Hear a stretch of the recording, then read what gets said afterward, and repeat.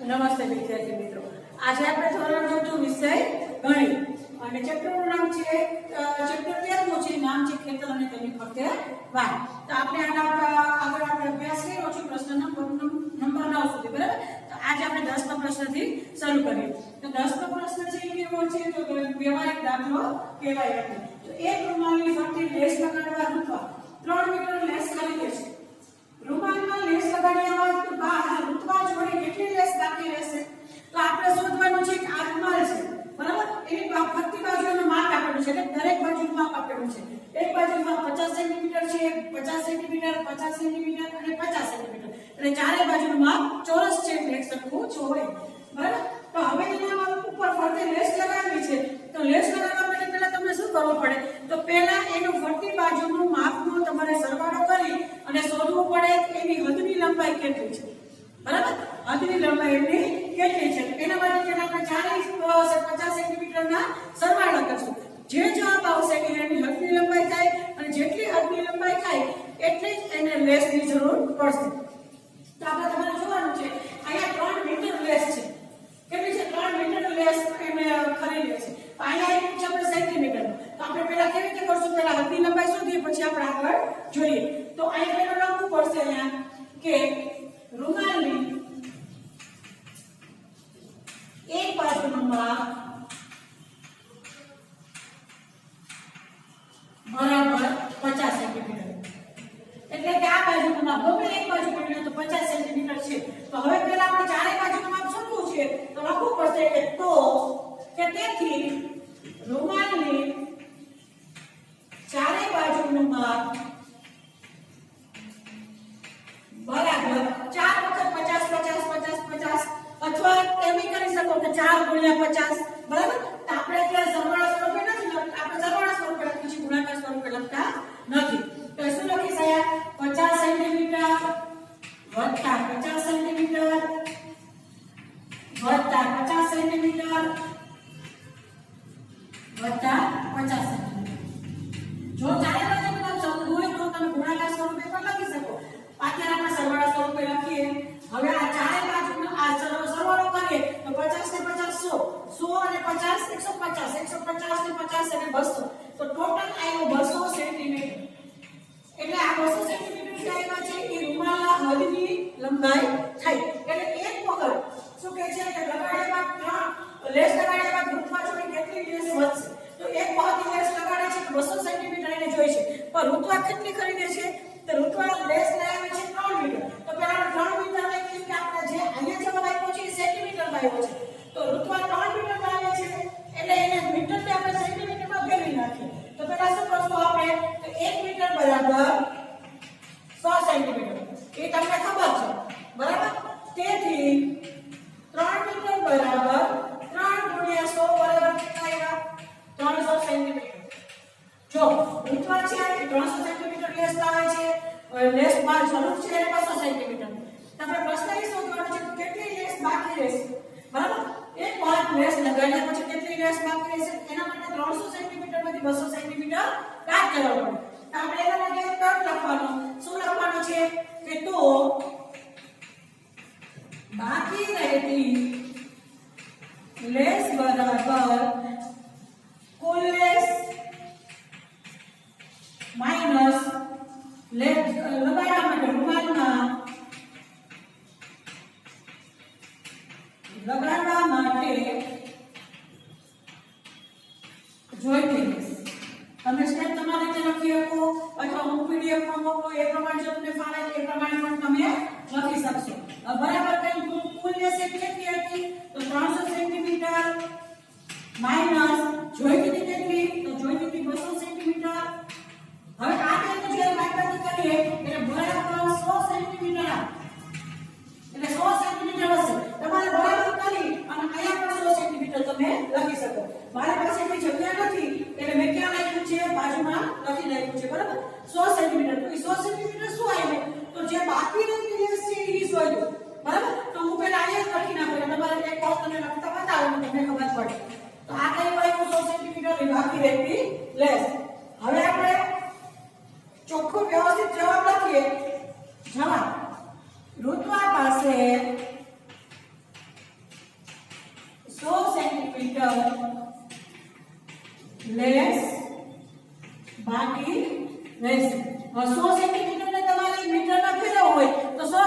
બરાબર 1 મીટર. તો અહીંયા તમે લખી શકો, કૌંસમાં લખી શકો 1 મીટર લેસ બાકી રહેશે.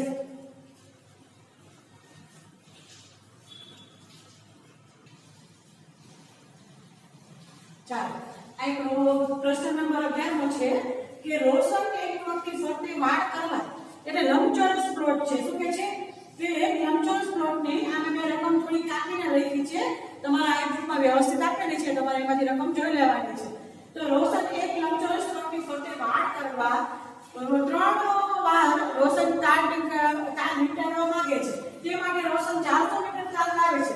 તો તાર વધશે કે ઘટશે, કેટલા મીટર? હવે જે આપણે 10 નો પ્રશ્ન જોયો એ જ રીતનો આ પ્રશ્ન છે, બરાબર. આમાં શું છે કે આ લંબચોરસ પ્લોટ છે, આ લંબચોરસનો પ્લોટ છે એટલે ઉપરની નીચેની બાજુ એટલે બે બાજુ સરખી હોય, સામે સામેની બે બાજુ સરખી હોય અને આ સામે સામેની આ બેની બાજુ સરખી હોય, બરાબર. એટલે ગમે ત્યારે ઊભો હોય લંબચોરસનો પ્લોટ કે આડો હોય, સામે સામેની બાજુ સરખી હોય અને ચારે બાજુ એક સરખી ન હોય, બે બાજુ એક સરખી હોય.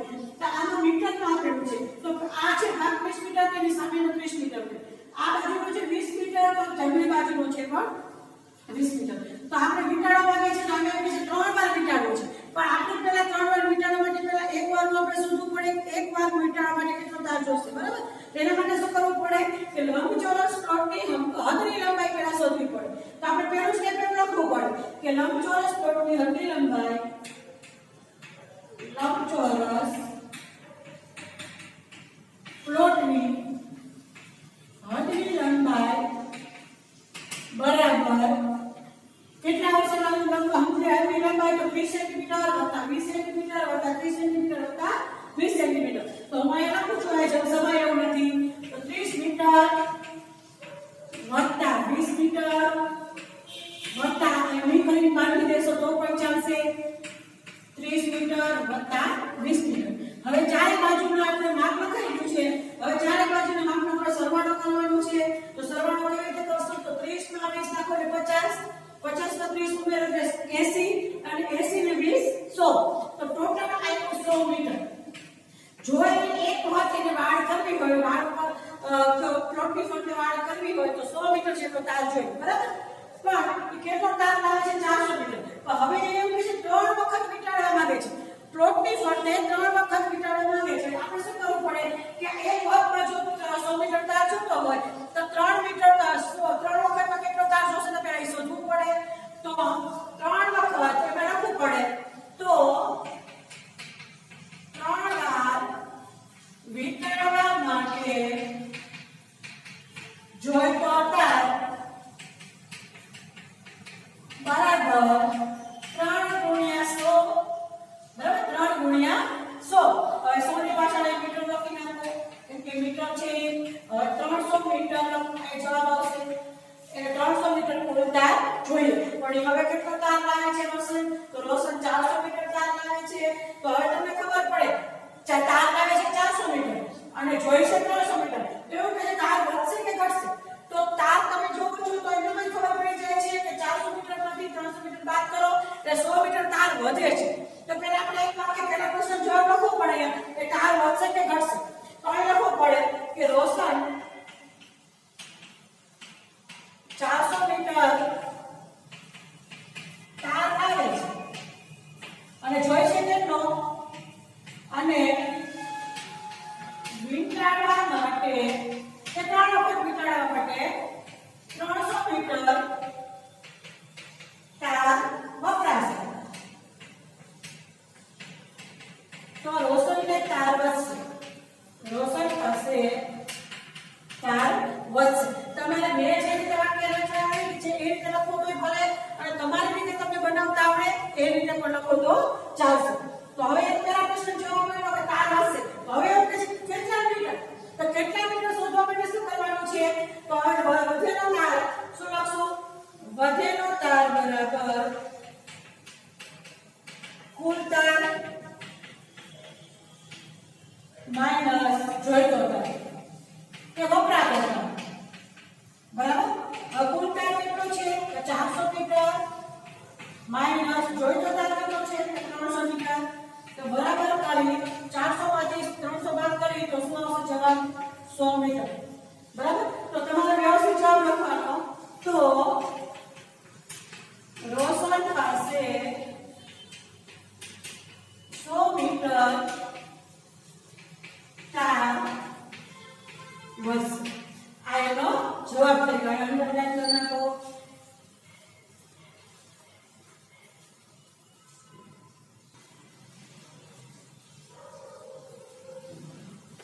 ચાલો પ્રશ્ન નંબર 12 છે. હવે 12 છે કે રકમ બહુ લાંબી છે કે મેં લખી નથી, તો હું પહેલા તમને રકમ એની વાંચીને સંભળાવી દઉં છું, બરાબર? અને મેં ટૂંકમાં લખી છે, બરાબર? તો તમારે તમારી બુકમાં આપેલી છે, એમાં જોઈ લેવાની છે રકમ. એક નગરપાલિકા એક બગીચાની ફરતે એક નગરપાલિકા, બરાબર? તો દરેક સિટીમાં એક નગરપાલિકા હોય અને આપણા જે કોમન વસ્તુ છે એની સંભાળ રાખતું હોય, બરાબર? એને ફરતે નાયલોન મજબૂત દોરડાને 5 વખત બાંધવા માંગે છે. હવે આ બગીચો છે, એવું છે એક બગીચો, તો આ નગરપાલિકા વાળાનો પોતાનો બગીચો છે. હવે એવું છે કે એને દોરડાની વાડ કરવા માંગે છે, નાયલોન દોરડો એની વાડ કરવા માંગે છે અને 5 વખત એ દોરડાની વાડ કરવા માંગે છે, 5 વખત વીંટાળવા માંગે છે. આ માટે તેઓ 1500 મીટર દોરડાનો ઓર્ડર આપે છે, બરાબર? તો એ કેટલું દોરડું લાવે છે? તો 1500 મીટર દોરડાનો ઓર્ડર આપે છે. તો જણાવો કે આ માટે કુલ દોરડું કેટલું જોઈશે અને ઓર્ડર આપેલું દોરડું આપણે દોરડું વધશે કે ઘટશે, તો કેટલા મીટર? તો આપણે પહેલા શોધવું પડે કે જો શું કે છે કે એક નગરપાલિકા છે, એના જે ત્રિકોણાકાર બગીચો છે, એની ફરતે 5 વખત નાયલોન દોરડું બાંધવાનું છે. હવે એ દોરડું બાંધે છે 5 વખત, તો એ મંગાવે છે કેટલું? કે 1500 મીટર એક નામ એ મંગાવી લે છે. એનું હદની લંબાઈ શોધ્યા વગર પહેલા એ દોરડાનો ઓર્ડર આપી દે છે. તો ઓર્ડર આવે, દોરડું આવે છે 1500 મીટર. હવે એવું થાય છે કે જે ઓર્ડર આપણું દોરડું વધશે કે ઘટશે એ ખબર નથી, તો ઘટે અથવા વધે તો કેટલા મીટર વધશે કે ઘટશે, તો એ શોધવા માટે પહેલા આપણે શું કરવું પડે? આ છે પહેલા એની હદની લંબાઈ કાઢવી પડે. તો ત્રિકોણાકાર બગીચાની હદની લંબાઈ, અથવા તમે એમ લખી શકો કે નગરપાલિકાના ત્રિકોણાકાર બગીચાની હદની લંબાઈ. હું અહીં સીધે નાના ટૂંકી રીતે લખું છું, ત્રિકોણાકાર બગીચાની હદની લંબાઈ બરાબર આ છે 150 મીટર, 150 મીટર અને 150 મીટર, ત્રણેય વખત 150 મીટર. તો ત્રણેય બાજુના માપનો સરવાળો કરવાનો. તો 150 મીટર વત્તા 150 મીટર વત્તા 150 મીટર. હવે આનો જો સરવાળો કરો તો કેટલા આવશે? પહેલા આમાંથી 100, 200 અને 300, 300 અને આ 50 ને 50 ભેગા કરો તો કેટલા આવશે?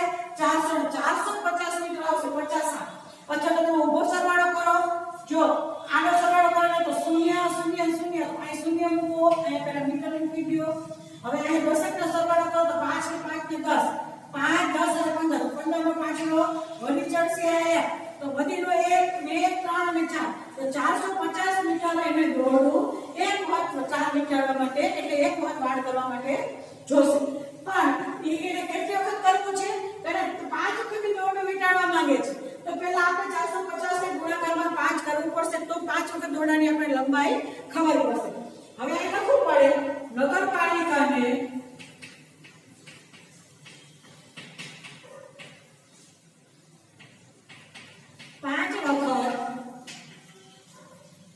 દોરડું વીંટાળવા માટે જોઈશે.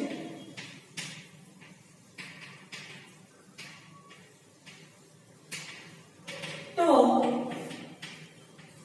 અહીંયા લખો જોઈતું દોરડું બરાબર 5 ગુણ્યા 450 મીટર. હવે આનો જે સરવાળો કરો તો શું કરવાનું? પહેલા અહીંયા શૂન્ય મૂકી દો, મારો ગુણાકાર કરતા શીખવાડું. 5 પાછું 25 નો પાછો વધી પડશે 2, 5 6 20 ને 2 22. જો તમને આમ ના આવડે તો તમારે શું કરવાનું છે? ઊભો ગુણાકાર કરી લેવાનો. કેવી રીતે કરવાનો?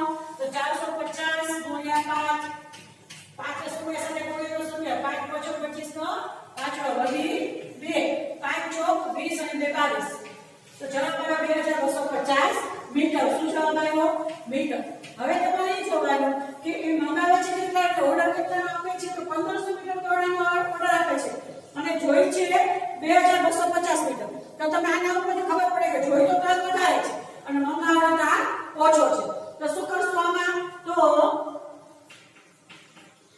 તાર શું છે? કેટલી વખત વધશે કે ઘટશે? તો પહેલા જોઈ તો તાર 2250 તો લખવું પડે. જોઈ તો તાર બરાબર 2250 અને ઓર્ડર આપેલો તાર કેટલો છે? તો આવશે 1500 મીટર.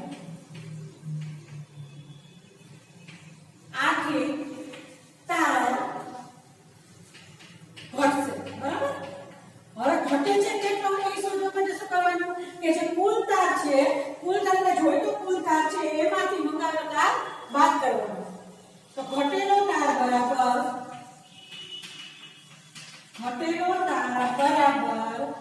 જેટલો કુલ તાર જોઈતો કુલ તાર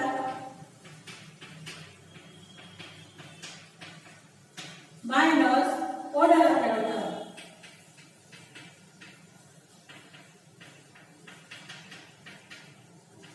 કુલ તાર કેટલું છે? કુલ તાર જોઈતો કુલ તાર છે 2250 એટલે દોડવું. કુલ તાર એટલે આ દોડવું સમજવું, બધી જગ્યાએ દોડવું કરી નાખું. ચાલો જોઈતું દોડવું, આપણે દોડવું કરવાનું છે, આપણે દોડવું લખવું પડશે. એ મારી ભૂલ છે. ચાલો અહીંયા છે, અહીંયા બરાબર છે. આપેલું દોડવું, દરેક જગ્યાએ દોડવું કરી નાખજો. કુલ દોડવું માઈનસ ઓર્ડર આપેલું દોડવું. આપણે દોડવાની વાત કરીએ છીએ એટલે 2050 મીટર માઈનસ કેટલું છે તો કે 1500 મીટર. હવે કેટલો જવાબ આવશે તેની બાદબાકી કરતા તો ચાલો અહીં બાદબાકી કરીએ. 2250 માઈનસ 1500. અહીંયા શૂન્ય, અહીંયા 10 ખોલ્યો, અહીંયા 1 આવશે, અહીંયા 12 આવશે, 12 માંથી કાઢીએ તો 7. તો બરાબર 750 જવાબ આવશે. 750 શું આવશે? 750 મીટર.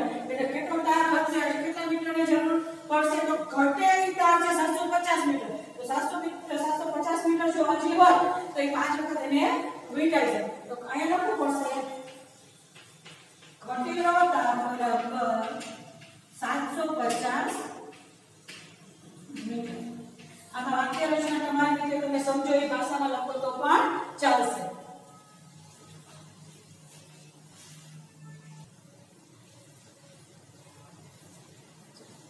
પ્રશ્ન 13મો છે, એમાં હવે ટોપિક બદલાવ છે આકાર અને હદની લંબાઈ. તો તમારા પ્રશ્નમાં શું છે અને તમારે જાતે કરવાનું છે. હું માત્ર તમને સમજાવી દઉં છું કેવી રીતે કરવાનું. અત્યાર સુધી આપણે હદની લંબાઈ કેવી રીતે જોતા હતા કે કાં તો આકૃતિ હતી, કેવી હતી? ચોરસ હતી, લંબચોરસ હતી, અથવા તો ત્રિકોણ હતી, અથવા પંચકોણ હતી, બરાબર? ખૂણાવાળી કેવી આકૃતિ હતી. તો હવે શું છે કે આ આકૃતિ જે તમે જોઈ શકો છો, મેં A B C અને D 4 જાતની મેં આકૃતિ દોરેલી છે. પણ ચારે આકૃતિ છે એ એક સરખી નથી, એટલે કે ખૂણાવાળી આકૃતિ એવી છે નહીં. તો તમારે શું છે, આમાં જો તમારે હદની લંબાઈ શોધવી તો કરવાનું કેવી રીતે? તો તમને આની નીચે મેં અહીંયા લીટી ગ્રાફ પેપર દોરેલું નથી, એટલે આનંદ પત્રમાં નથી દોરેલું. તમારે શું છે કે નીચે ચોરસ ચોકઠી દોરેલી છે, બરાબર? એ આપણે 13મા પ્રશ્નની 14મા પ્રશ્નમાં તમને જોવાનું છે. તો આજે 13મા પ્રશ્નમાં તમને આવી જાતની આકૃતિ હોય અને એની હદની લંબાઈ એવી છે કે દોરડાની મદદથી તમારે માપવાનું છે. તો માપશો કેવી રીતે? તો શરૂઆત ક્યાંથી કરવાની? તો જો મારી પાસે એક દોરી છે, બરાબર? તમારે સળંગ દોરી લેવાની. મારી પાસે પેલાની દોરી છે, તો આ દોરીનો ઉપયોગ કરી અને હદની લંબાઈ શોધું છું. તો શરૂઆત ક્યાંથી કરવાની? તો તમારી ચોપડીમાં તમારે નાનો દોરો લેવાનો છે, કેમ કે દોરી છે એ ચોપડી કરતા જાડી હોય, બરાબર? તો તમારી આખી આકૃતિ થોડાક કાચ પૂરી થઈ જશે. તો પાતળો દોરો લેવાનો છે. તો તમારે કોઈ પણ એક જગ્યાએથી શરૂઆત કરવાની. હવે માનો કે અહીંથી શરૂઆત કરી છે, દોરીનો છેડો એક ચાળે નાખી દો. પછી શું કરવાનું છે કે આવી રીતે જ્યાં જ્યાં આકૃતિ છે એની ઉપર તમારે અહીંયા જ્યાં દોરી રાખો છો ત્યાં પેલા ટીક માર્ક કરી દો. ચાલો હું અહીંયા ટીક કરી દઉં છું. અહીંયાથી મેં દોરી શરૂઆત કરી છે, તો દોરી ત્યાં સુધી પહોંચી છે, બરાબર? હવે જો અહીં મેં મૂકી દીધું છે અહીંયા ચોક, તો તમે જુઓ હવે અહીંયાથી મેં શરૂઆત કરી, પછી આકૃતિની ઉપરની લાઈન પ્રમાણે દોરાને ગોઠવતું જવાનું છે આવી રીતે. આજે હું કરું છું તમે જોજો, બરાબર? હવે આવી રીતે બરાબર જે લાઈન છે ત્યાં રીતે તમે જોતા જાઓ અને ગોઠવતા જાઓ. ચાલો હવે જો અહીંયા જો આવી રીતે હું કરું છું, અહીંયા સુધી હું આવી ગઈ. હવે વળી પાછું આવી રીતે માપું છું. જો આકૃતિ ઉપર જ મારું આવે છે, તમારે પણ આવી દોરાને ગોઠવતું જવાનું અને માપતું જવાનું. અહીંયા મારી હદ પૂરી થઈ ગઈ, એટલે મેં દોરીથી માપ્યું તો મારો આટલી સુધીની દોરી થઈ, બરાબર? ત્યાં સુધી હું દોરી થઈ, મારી દોરીની લંબાઈ આટલી આવી, એટલી હદની લંબાઈ છે, બરાબર? તો હવે શું કરવાનું છે? આ દોરીને જ્યાં તમારે જોઈ છે ત્યાં તમે ગાંઠ મારી દો અથવા તો કાપી નાખો દોરી અથવા દોરાને, બરાબર? એટલે તમારી દોરીની લંબાઈ આટલી થઈ. હવે આને તમારે મીટર પટ્ટી વડે જો નાનું હોય તો તમે સ્કેલથી તમે માપી શકો. સ્કેલમાં તમારે ગોઠવી દેવાની અને સ્કેલમાં સીધી લંબાઈ કેટલી આવે એ જોઈ લેવાનું. બરાબર, મારી પાસે સ્કેલ અવેલેબલ નથી. જો સ્કેલ હોય તો હું તમને દોરીને બતાવું. હા, તો તમારે સ્કેલ ઉપર આવી રીતે રાખી દેવાની અને દોરીની લંબાઈ માપી લેવાની કે કેટલા સેન્ટીમીટર દોરીની લંબાઈ છે, અથવા મોટું હોય તો કેટલા મીટરમાં આવે. પણ તમારી ચોપડી છે ને સેન્ટીમીટરમાં જ આવશે. તો દરેક આકૃતિ છે, ચાલો બીજી વખત એક માપીને બતાવું તમને કે મારે શરૂઆત હું અહીંથી કરું છું. બરાબર, ત્યાંથી હું પહેલા ટીક કરી લઉં અને જેટલા મીટર સેન્ટીમીટર આવે એટલું તમારે એનું માપ લખી નાખવાનું છે. ચાલો અહીંથી શરૂઆત કરું. પાછી હું ગોઠવીશ, કેવી રીતે ગોઠવીશ તેની ઉપર ઉપર હું ગોઠવતી જઈશ. બરાબર, જ્યાં જ્યાં લાઈન છે લાઈનની ઉપર હું આમ રાખતી જઈશ. આવી રીતે લાઈન રાખતી જાઓ એટલે શું થશે કે એની હદની લંબાઈ મને મળી જશે. તમારે સ્વપ્રયત્ન કરવાનો છે. ગયા વખતે મેં આ છોકરાઓને પ્રોજેક્ટમાં આપેલું હતું, જે અત્યારે 5મા ધોરણમાં છે એને આ સરસ મજાના આવી રીતે 5 આકૃતિ દોરી હતી અલગ અલગ શેપની, અને એને એની હદની લંબાઈ શોધી અને દોરો લગાડી દીધો હતો. એને શું કર્યું હતું, અહીંયા દોરો લગાડી દીધો હતો. બરાબર, ચાલો હવે આટલી છે આ બીજા આકૃતિની લંબાઈ છે. આને માપવા માટે મારે સ્કેલ ઉપર આને માપવી પડે કે કેટલી લંબાઈ છે. તો તમે હવે સમજી ગયા છો કેવી રીતે કરવાનું. A B C અને D અને એની બાજુમાં દરેક આકૃતિનું માપ લખેલ, માપ માટેના ખાના આપેલા છે. તમારે એનું માપ લખી અને રાખી દેવાનું છે. બરાબર, તો આ વિડિયો હું અહીંયા પૂરો કરું છું અને પછી નેક્સ્ટ વિડિયોમાં જે આના જેવો બીજો પ્રશ્ન છે 14મો એ હું સમજાવીને પછી આગળ આપણે અભ્યાસ કરીશું. ચાલો ત્યાં સુધી આવજો.